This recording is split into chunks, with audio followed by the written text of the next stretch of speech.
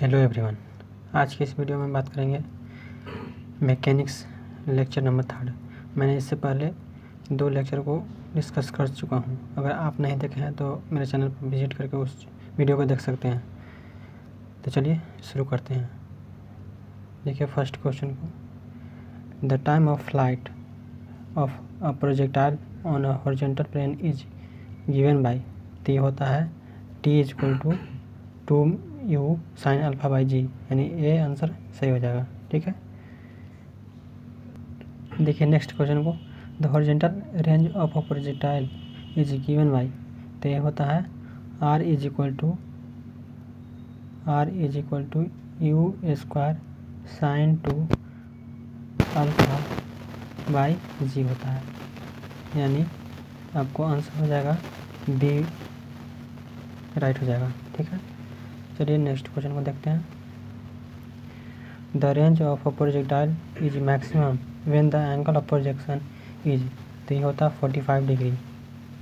ठीक है, यानी बी आंसर सही हो जाएगा। ठीक है, चलिए नेक्स्ट क्वेश्चन को देखते हैं। The maximum height of a projectile on horizontal plane is.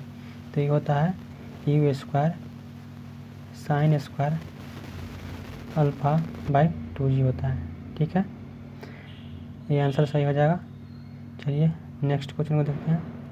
The time of flight of projectile on upward incline plane is. तो ये होता है T is equal to 2u sine alpha minus beta हो जाता है। ठीक है, बट जी कोस बीटा होता है। ठीक है, तो ये बी आंसर सही हो जाएगा। चलिए नेक्स्ट क्वेश्चन को देखते हैं। नेक्स्ट क्वेश्चन में है the range of projectile on an upward incline plane. तो ये हो जाएगा डी आंसर हो जाएगा। ठीक है, चलिए नेक्स्ट क्वेश्चन को देखते हैं। The range of projectile will be maximum for a given velocity of projectile when the angle of projection alpha is. तो अल्फा इज इक्वल टू होता है ये 45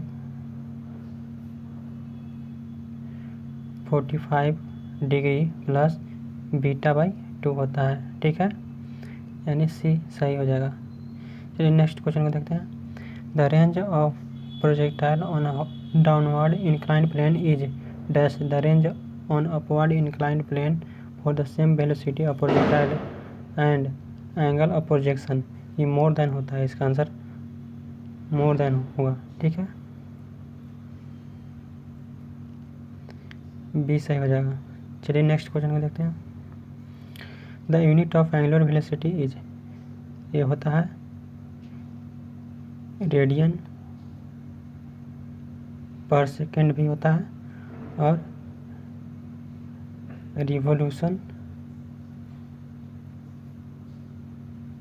पर मिनट भी होता है। ठीक है, तो इसका आंसर ए भी सही होगा, बी भी सही होगा, सॉरी बी भी सही होगा और सी भी सही होगा, यानी B and C.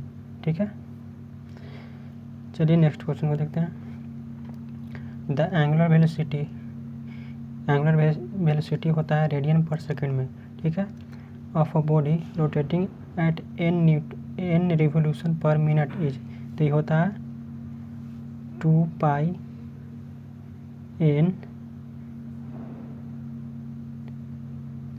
n by 60 होता है। ठीक है,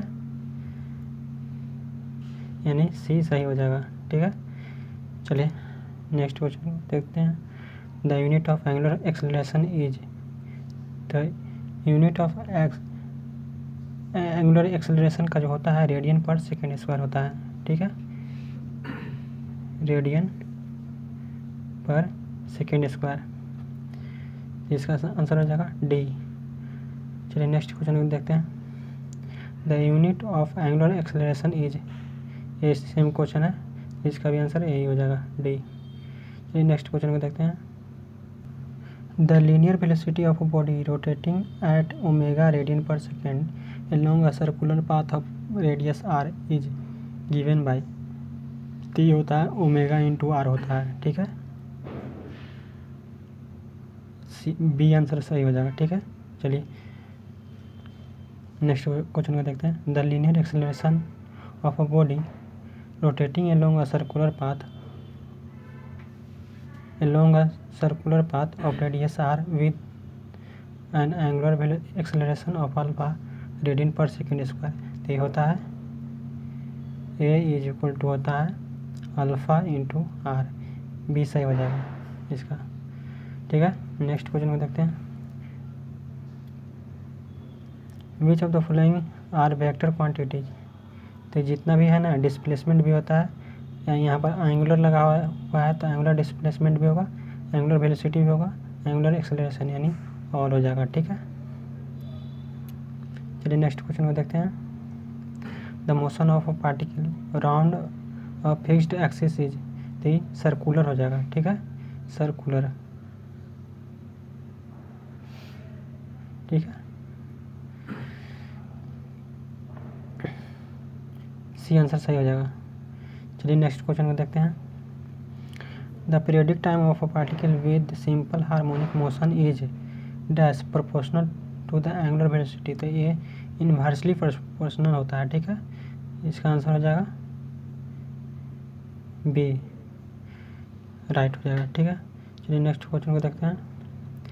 the amplitude is always dash radius of the circle. तो ये होता है इक्वल टू, ठीक है, यानी ये आंसर सही हो जाएगा। ये नेक्स्ट क्वेश्चन को देखते हैं। The periodic time T is given by. तो पीरियड टी बराबर होता है, बता देते हैं, टी बराबर 2 बाई ओमेगा, ठीक है। इसको ओमेगा पढ़ते हैं, जो ऐसे लिखा हुआ रहता है इसको ओमेगा पढ़ते हैं, ठीक है। इसका बी सही हो जाएगा। चलिए नेक्स्ट क्वेश्चन को देखते हैं। The velocity of a particle moving with simple harmonic motion is dash at the mean position. तो ये मैक्सिमम होगा इसका आंसर, ठीक है। इसका सी आंसर सही हो जाएगा। चलिए उसी में देखते हैं अगला question. The acceleration of a particle moving with simple harmonic motion is dash at the mean position. तो ये हो जाएगा, वेलोसिटी था तो मैक्सिमम हुआ इसका आंसर, एक्सेलरेशन है तो इसका 0 होगा, ठीक है, यानी ए सही हो जाएगा। चलिए नेक्स्ट क्वेश्चन को देखते हैं। The velocity of particle B moving with simple harmonic motion at any instant is given by. तो ये होता है omega root under R square minus Y square, ठीक है, यानी बी आंसर सही हो जाएगा। देखिए यहाँ पर लिखा हुआ है, आपको दिखा देते हैं।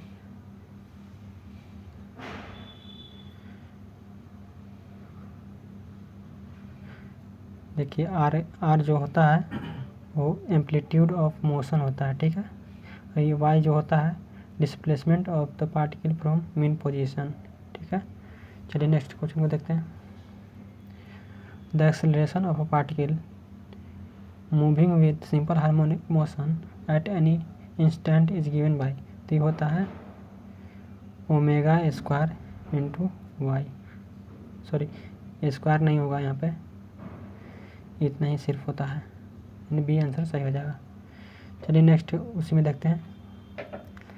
The maximum velocity of a particle moving with simple harmonic motion is.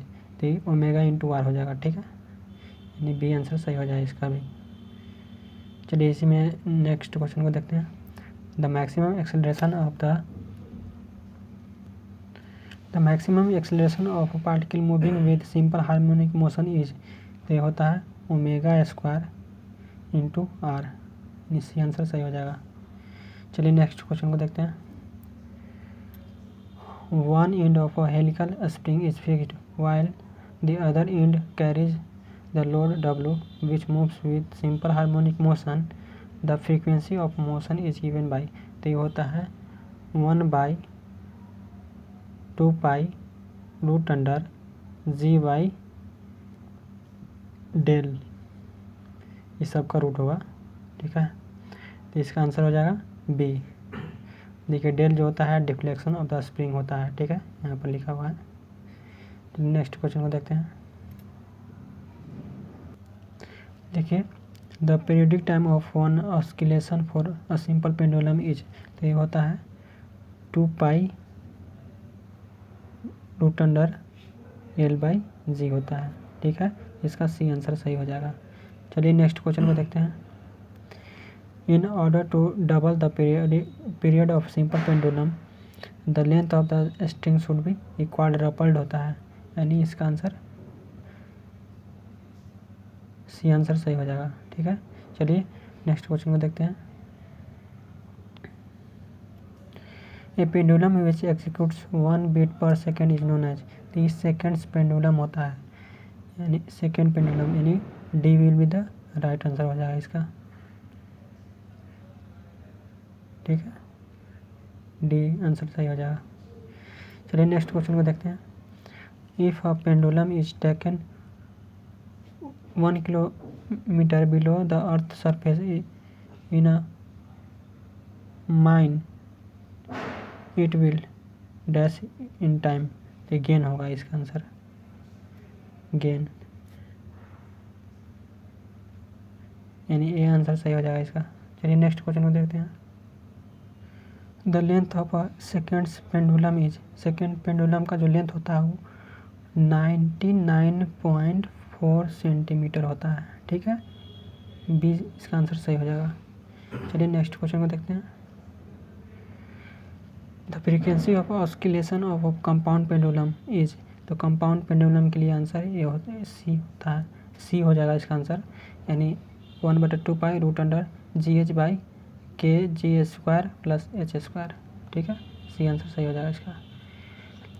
देखिए यहाँ पर kg जो होता है radius of gyration about the centroidal axis होता है। ठीक है, और h जो होता है distance between the point of suspension and CG of the body. ठीक है, चलिए नेक्स्ट क्वेश्चन को देखते हैं। The equivalent length of a simple pendulum which gives the same frequency as compound pendulum is, तो ये होता है Kg² प्लस H²/H होता है, ये के साथ सफिक्स में लगा हुआ है। ठीक है, तो इसका बी आंसर सही हो जाएगा। चलिए नेक्स्ट क्वेश्चन को देखते हैं। The centre of percussion is below the centre of gravity of the body and is at the distance equal to, तो K²G/H हो जाएगा इसका आंसर, सी आंसर सही हो जाएगा।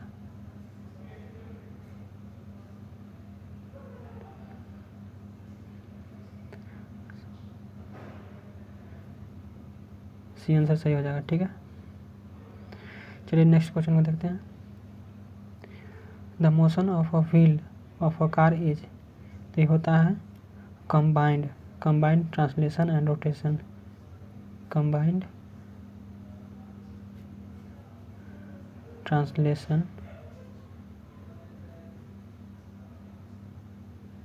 एंड रोटेशनल होता है। ठीक है, यानी सी आंसर सही हो जाएगा इसका। चलिए नेक्स्ट क्वेश्चन को देखते हैं।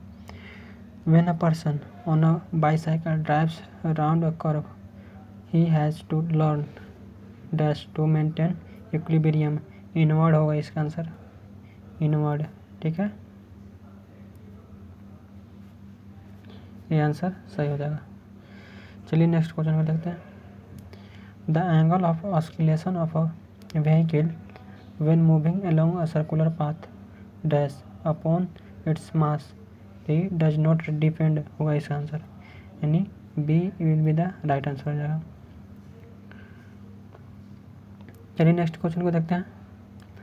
The angle of inclination with the vertical is dash if the cyclist is running at a faster speed than that when he is running at a slower speed, तो यह मोर होगा इसका आंसर। ठीक है, मोर।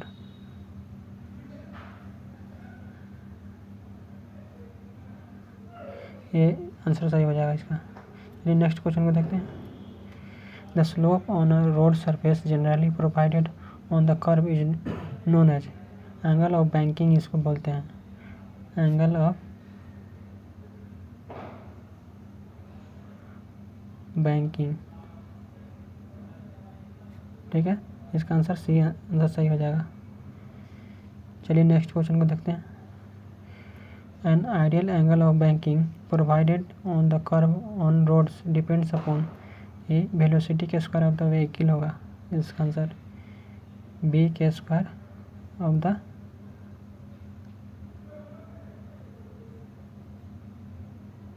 The vehicle. ठीक है, इसका answer B is the right हो जाएगा। ठीक है, आई होप आपको ये समझ में आया होगा। चलिए मिलते हैं नेक्स्ट वीडियो में। जय हिंद।